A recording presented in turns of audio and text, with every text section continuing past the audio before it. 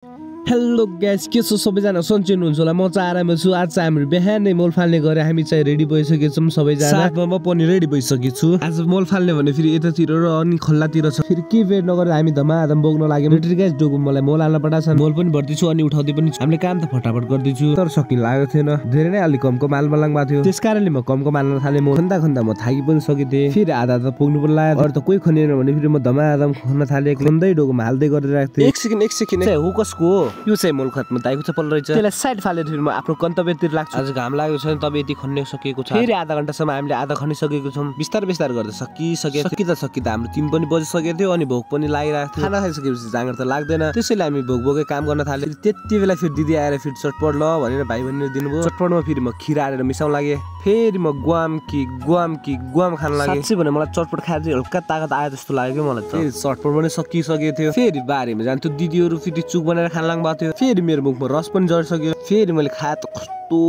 खट्टो पो रहेछ। मोल फाल्दा आधा डाँडाको पनि सकिसकेको रहेछ। यतातिर मोल पनि सकिसकेको रहेछ। हाम्रो मोल बोकी सकिसकेको थियो, तर दिदीहरू कोट्टा निकाल्नु भएको थियो मोल काकादेखि। निकाल्दै एक डोको पनि भइसकेको थियो। हाम्रो बारीतिर पनि सब फिनिस भइसक्यो। फेरि एमाथि हामीले काँचो मोल हालेको थियौँ। पहिला मोल खन्नुभन्दा अगाडि काँचो मोल साइड राखिदियो, तपाईँ काँचो मोल हाल्न सके तब फिनिस भयो। आनन्द लाग्यो मलाई त। फेरि मेरो खुट्टा त खो कस्तो भइरहेको थियो। फेरि यतिमा नुहाइ गर्न लाग्छु हामी। नुहाइ गर्नसम्म 4 बजिसकेको थियो। आजको लागि यति ब्लग, अर्को दिन हजुर नयाँ ब्लग ल्याउने छु। सारे बोलो राधे राधे।